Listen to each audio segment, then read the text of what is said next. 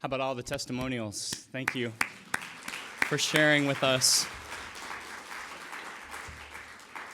Always grateful when members give voice to the importance of this place in their lives. When I think about the return on investment in our church, a long list of payoffs comes to mind for me. I think about all of the people who have come through the receiving line after services over the years with tears in their eyes because something in the service touched them deeply, or they were so relieved to have finally come home to a congregation where they do not have to hide who they are or what they believe. I think about the young people I have seen grow up in this church during my almost 15 years as your minister, who have become thoughtful, confident adults who are making a difference in the world.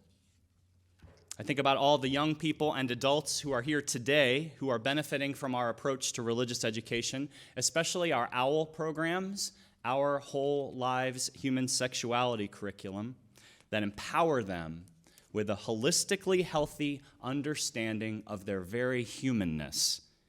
In a world where sexuality is manipulated for profit, where we are bombarded with the objectification of women, where restrictively binary understandings of gender and prioritization of heteronormative approaches to life do real damage in people's lives, our choice to equip our young people with the kind of information shared through OWL is an act of justice and compassion whose value cannot be measured. I think about the opportunities for connection that this congregation provides. Connection to ourselves and to the meanings of life, connections to each other through thoughtful programs and classes, connections through conversation and music making and service. Multi-generational connections that enable us to learn from the wisdom of those older than us and that remind us of the lessons we lived through in our youth. I think about how many people of all ages I would not have had the privilege to know were it not for this church. I think about all the creative interchange I have had here, and I know others have had as well. I think about all the ways this congregation employs talented, dedicated people to serve with us, how we offer fair compensation and have humane personnel policies, how we live our values through our generosity to our staff, reminding ourselves that paying good people well keeps everybody happy.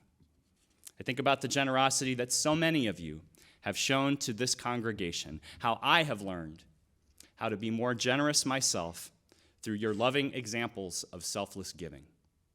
I think about the stands this church has made over its history for things that really matter.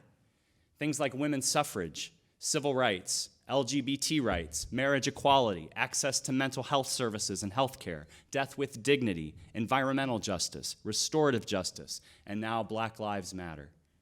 I think about when I served as chair of the Interfaith Alliance of Iowa and Project Iowa, or when Aaron or I have participated in public witness, and how people could see the values of our church through the commitments of its ministers.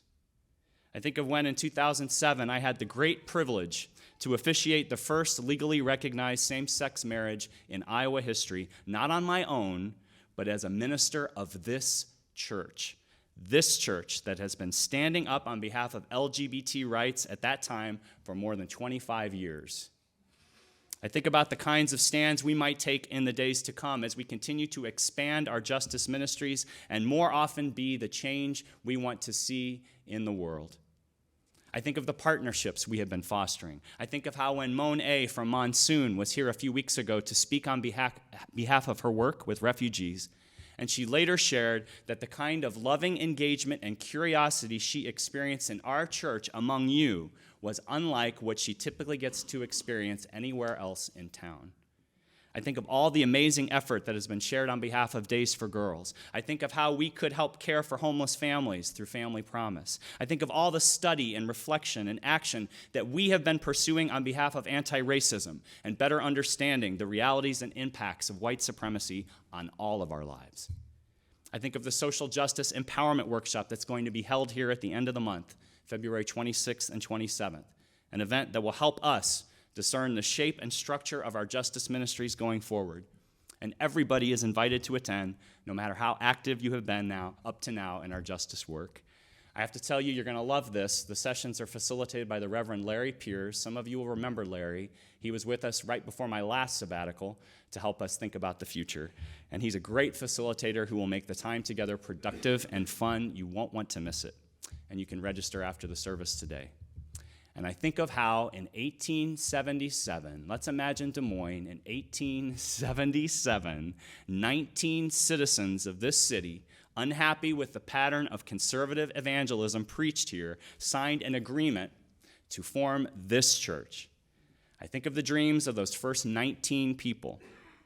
I think of what they envisioned, what they nurtured, what they gave to make it possible for us to be here today. I think of how through the next 138 years, people like us have given of themselves to ensure that liberal religion could thrive here. I think of the challenging days, too. I think of when money was tight here, the church was struggling to survive. I think of the membership plateaus and the declines, and how the faithful kept this congregation going in good times and in bad. And I think of where we are today, how the congregation in 2000 made the conscious decision to pursue membership growth so that more people could see themselves as part of the First Unitarian Church of Des Moines, so that we could experience the vital, healthy, visionary church we are today, and that we continue to become.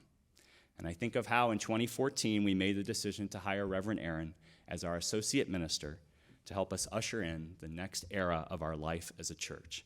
How much is all of this worth? How can we possibly quantify the value of these investments? How can we express our gratitude for the generosity of those who have come before us?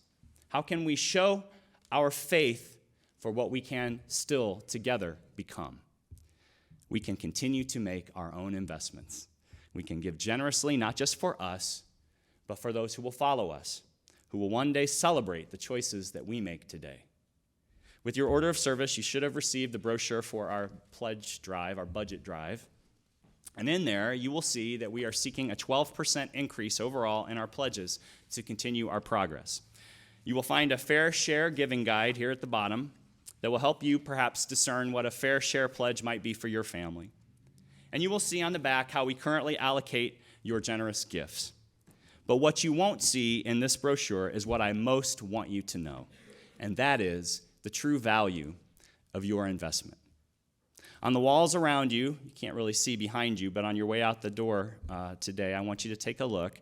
You'll see these posters. They're really supposed to be magazine covers. Those of you that took part in the Make Your Statement sessions that the Board of Trustees offered in the fall will recognize what these are. They were, folks that attended those were invited to create magazine covers for the Church of Our Future when our church got attention for all that it was doing in the world. And I want you to take some time this morning on your way out to look at what your fellow church members are imagining we could be. I want you to see the words that pop out and the collective spirit that these posters represent. These images represent the church that we desire, the church that we want to be a part of. My favorite is the youth one. It says, "Be chill." I thought about putting it here on front of the pulpit. But I don't really want you to be chill about how you pledge. I want you to be fired up. I want you to think about how your generous contributions can help bring these dreams to life. I want you to think about how much you will appreciate having invested generously in a church that does all these things these posters suggest is possible.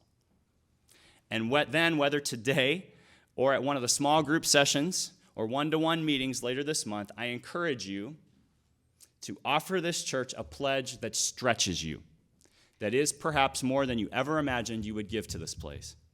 And I encourage you to stretch in your giving to this place that is so important for today and for tomorrow. I encourage you to stretch in your giving, not so much that it hurts, but so much that it feels good. And then I want you to be glad. Be glad that you have the opportunity to invest in the ministry of this church. Be glad that you get to contribute to the values and mission of this congregation, and be glad that your investment will matter so much, because it has, it does, and it will. Be glad indeed. Won't you stand as you're able and join